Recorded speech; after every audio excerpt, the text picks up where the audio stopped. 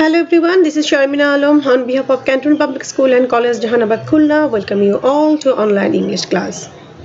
In our last class, we started discussing unclear pronoun reference. Today we will continue and we'll know about some more rules about pronoun reference. So let us start. When we find there is two singular noun which is connected with an and, then the pronoun will be plural. যদি দুইটা singular noun and দ্বারা যুক্ত থাকে তাহলে তাদের পরিবর্তে যে প্রোনাউনটা ব্যবহৃত হয় সেটা প্লুরাল হবে। এজন্য আমরা যদি বলি Sourav and Ridwan are very serious about his studies, তাহলে সেটা ভুল হবে।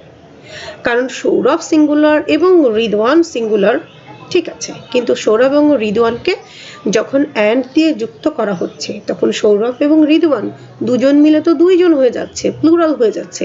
তাহলে তখন তুমি যদি হিজ দাও তাহলে কি সেটা হচ্ছে? তখন কি করতে হবে? দেয়ার দিতে হবে। অর্থাৎ কারেক্ট হবে যদি তুমি বলো Sourav and Ridwan are very serious about their studies।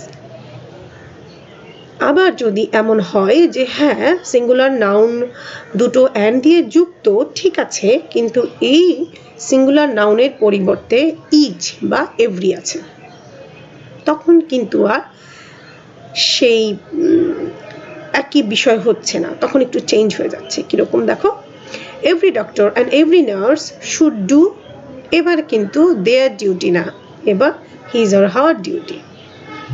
ঠিক আছে বিষয়টা?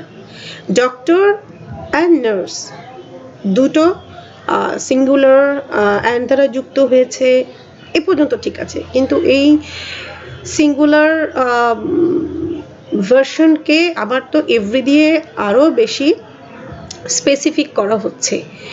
তখন কি হচ্ছে, এভরি ডক্টরকে ইন্ডিভিজুয়ালি বলা হচ্ছে, এভরি নার্সের কথাও ইন্ডিভিজুয়ালি বলা হচ্ছে। সো তখন আর দেয়ার দেওয়া চলছে না, তখন হিজ বা হার দিতে হবে। তাহলে শুধু ডক্টর এবং নার্স থাকলে, শুধু রিদওয়ান এবং সৌরভ থাকলে, শুধু মিনা এবং রিনা থাকলে, এসব ক্ষেত্রে তোমার সিঙ্গুলারই হচ্ছে। কিন্তু যদি এর আগে ইচ বা এভরি এই শব্দ দুটো দিয়ে আরও বেশি অবভিয়াস করে দেওয়া হয় তখন আর দেয়ার দেওয়ার কোনো সুযোগ নেই, তখন হিজ বা হার দিতে হবে। মনে থাকবে আশা করি। এরপর ইদার নিদারের ব্যবহার। তুমি যদি বলো যে either Murphy or Pena will complete their mission, তাহলে সেটা ভুল হবে। কারণ বাংলায় বাক্যটা চিন্তা করো যে হয় মার্ফি অথবা পেনা কাজটা শেষ করবে, হয় মার্ফি নইলে পেনা। তাহলে কি দুজন মিলে করছে? একজনই করছে। একজন যখন করছে তার মানে মার্ফিকে বলো বা পেনাকে বলো, একটা সিঙ্গুলার নাউনকেই বলা হচ্ছে। সো সেই হিসেবে হিজ বা হার হবে। So either Murphy or Pena will complete his mission, not their mission. কিন্তু এইবার দেখো, যদি এরকম থাকে যে either the teacher or the headmaster, মানে বিষয়টা এরকম,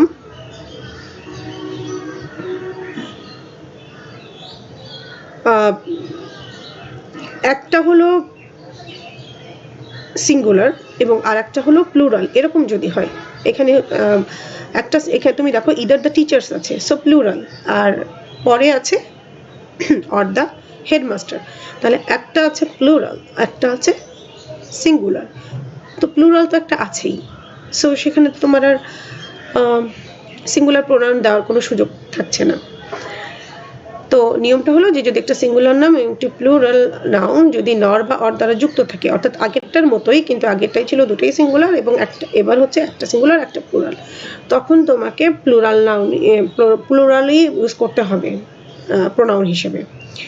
যেমন either the teacher or the headmaster has succeeded in his attempt, দেওয়া যাবে না, বলতে হবে either the teacher or the headmaster has succeeded in their attempt.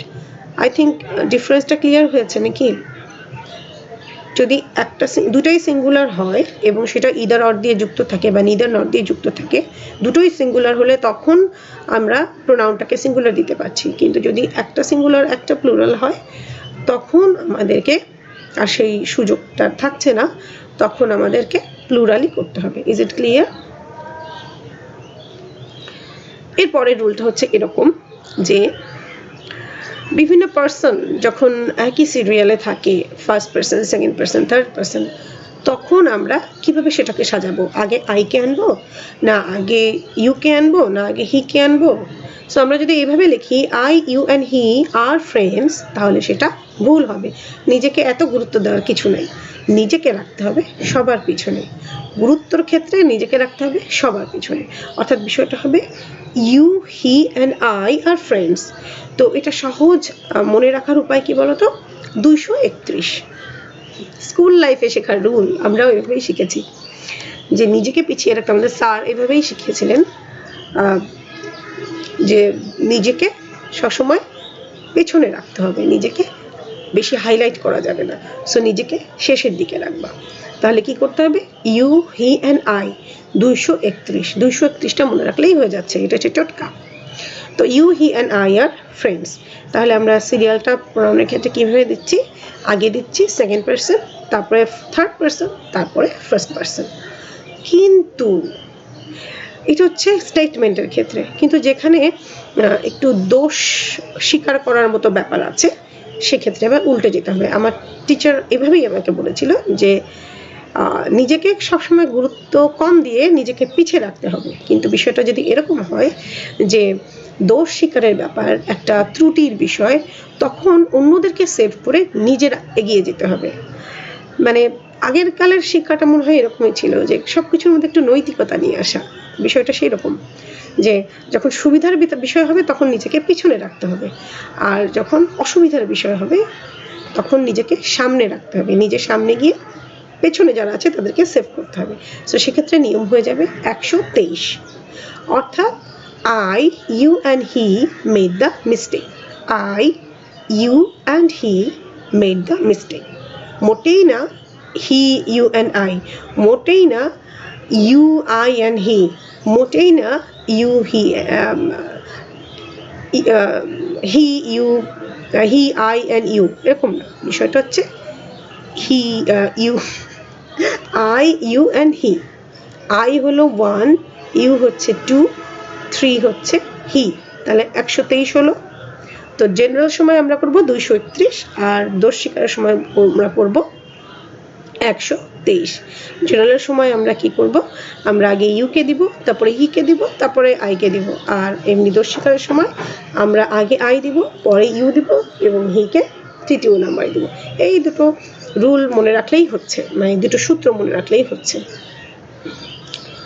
আচ্ছা, কালেকটিভ নাউনের ক্ষেত্রে কি করব? কালেকটিভ নাউনটা যদি হোক 100 জন, 50 জন, 2000 জন, যতজনই হোক, এই 100 জনের বা 2000 জনের চিন্তা ভাবনা যদি এক হয়, অর্থাৎ পার্সন আলাদা কিন্তু তাদের থট একটা সিঙ্গেল থট, একটা একক থট, তখন আমাদেরকে সিঙ্গুলার নাউন ইউজ করতে হবে। আর যদি পার্সন যেমন ভিন্ন, মতামত বা ডিসিশনও তেমন ভিন্ন হয়, তখন প্লুরাল নাউন ইউজ করতে হবে। অর্থাৎ এই কালেকটিভ নাউনের ক্ষেত্রে আমরা ব্যক্তি কজন সেটা নিয়ে বদল করব না, চিন্তা ভাবনা, থটস কতগুলো সেটা নিয়েই বদল করব। অর্থাৎ the jury has decided its judgement, এখানে আমরা ইটস দিলাম কেন? কারণ জুরিতে হোক 100 জন, কিন্তু এই 100 জনই একমত হয়েছে। কি করে বুঝলাম একমত হয়েছে?